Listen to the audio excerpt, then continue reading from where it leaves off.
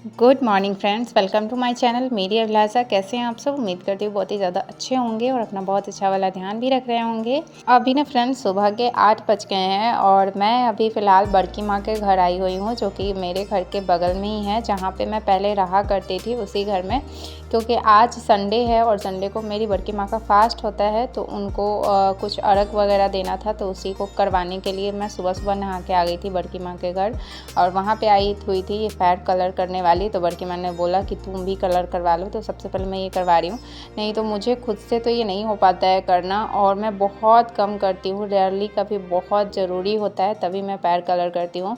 यहाँ पे हैं ये मेरे बाबा, जिनका फ़ोटो यहाँ पे लगा हुआ है। ये मेरे बाबा है, जिनको हमने तो नहीं देखा है क्योंकि इनको गुजरे हुए बहुत साल, लगभग 40 ईयर्स हो चुके हैं। और ये फ़ोटो भी फ्रेंड्स जब मेरे बाबा गुजरे थे तभी का है, और ये मेरे बड़की माँ के पास ये फ़ोटो रहता है। और ये फ़ोटो ना फ्रेंड्स जब मेरे बाबा गुजरे थे तभी का है, और ये कैनवास पे पेंटिंग बनाया हुआ है। ये एक्चुअल में फ़ोटो नहीं है, ये एक पेंटिंग है, लेकिन हाँ मेरे बाबा का ही है। उसके बाद बड़की माँ ने दिया ये प्रसाद जब उनका पूजा ख़त्म हो गया और मैं आ गई वापस।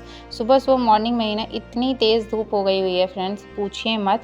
और आज है हमें कल जन्माष्टमी है, तो आज हमारा नहाए खाए भी था जन्माष्टमी का, तो हमने सुबह सुबह नहा लिया था।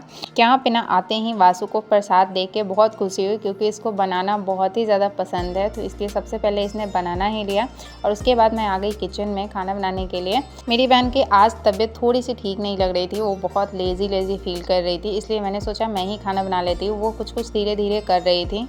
आज नहाए खाए के दिन हमें लहसुन प्याज नहीं खाना है, इसलिए मैं बना रही थी दाल चावल और आलू का भुजिया, क्योंकि बिना लहसुन प्याज की सब्ज़ी मुझसे नहीं बन पाती है। तो इसलिए हमने सोचा कि सिंपल ही खाना बना लेते हैं, सिर्फ दाल चावल और भुजिया बना लेते हैं। तो यहाँ पे दाल चावल भुजिया मैंने ही बनाया।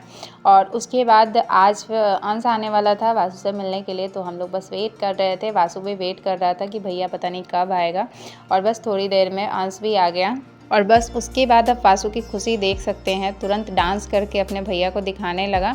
हाँ ये सारी चीज़ें थोड़ी सी मिस तो हो रही है, लेकिन कभी कभी कुछ डिसीजन लेना ना बहुत इम्पॉर्टेंट हो जाता है आपके खुद के लिए, इसलिए मेरा ये डिसीज़न मैंने लिया है यहाँ पे रहने का। उसके बाद यहाँ पे खाना बन गया था और मेरी बहन ने भी नहा लिया था, तो फिर बहन खाना निकाल रही थी। अंश ज़्यादा देर नहीं रुका क्योंकि हस्बैंड को काम था, तो वो लोग थोड़ी देर ही रुके थे, मुश्किल से 1 घंटे रुके होंगे और फिर वापस चले गए। खाना खाने के बाद मैं बैठ गई थी पढ़ाई करने के लिए थोड़ी देर, क्योंकि बहुत मतलब आज अभी टाइम यहाँ पे लगभग 1:30 बज रहे थे और 1:30 बजे तक मैंने कुछ भी पढ़ाई नहीं की थी, तो मैंने सोचा थोड़ी सी पढ़ाई कर लेती हूँ। वासु को मैंने सुला दिया है यहाँ पर।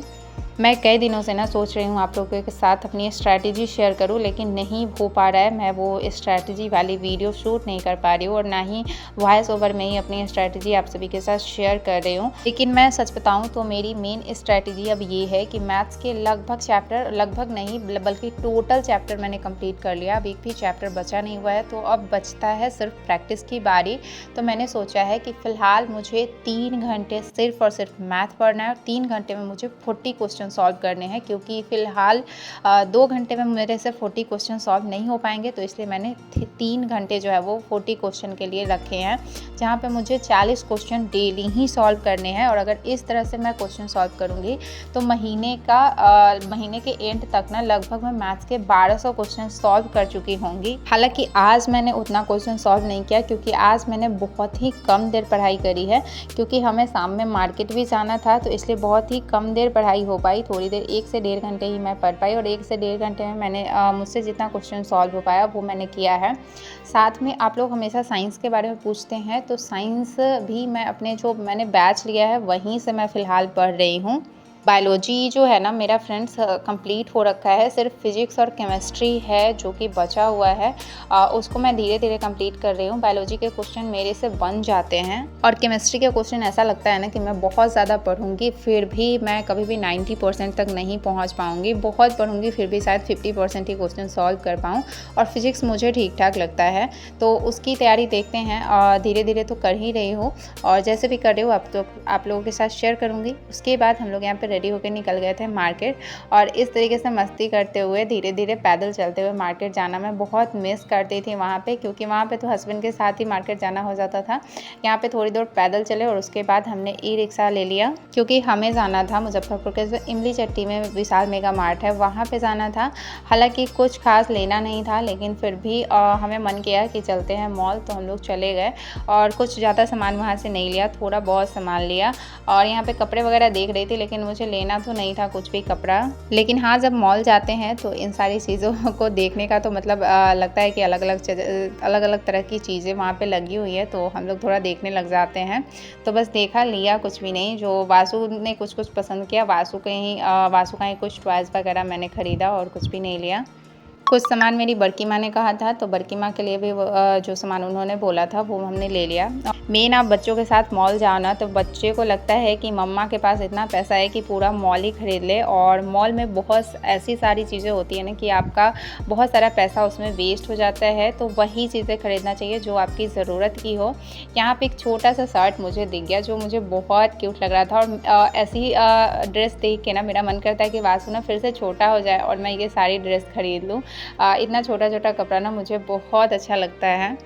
लेकिन अब ये वासु को नहीं आ सकता है। मैं यहाँ पे वासु से पूछ रही थी कि वासु ये तुमको आ जाएगा, तो ये बोल रहा था हाँ मम्मा मुझे आ जाएगा, अब ले लीजिए। लेकिन वो बहुत ही छोटा था। और उसके बाद धीरे धीरे हम लोग वहाँ से निकल गए। मार्केट में हमने कुछ भी नहीं लिया। जन्माष्टमी के लिए हमें कृष्ण जी की मूर्ति, फूल वगैरह लेना था, तो वो हमें दूसरी जगह ब्रह्मपुरा में जाके मिला था। और इस तरीके से बहुत ज़्यादा टाइम, मतलब लगभग 2-2.5 घंटे हमने मार्केट में बिताया। और उसके बाद यहाँ एक मंदिर देखा जो कि बहुत ही अच्छे लग रहे थे भगवान जी। तो चलिए आज के ब्लॉग को यहीं पे एंड करते हैं। मिलते हैं नेक्स्ट ब्लॉग में कुछ नई बातों के साथ, कुछ नई एनर्जी के साथ।